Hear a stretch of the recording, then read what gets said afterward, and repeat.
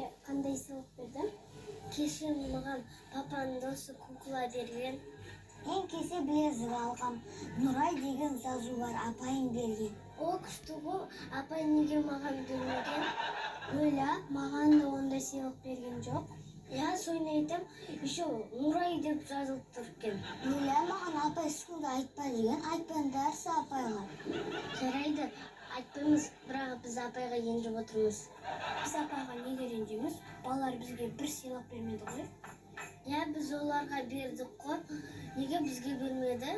Оған неге ренжисіңдер? Оларға да біз бермейміз, күшті болды. Я шыны ғой, Айбақшы сен сыйлық алдың ба?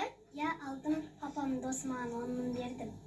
О, күшті ғой, папаның достары аман болсын, шай ішейік.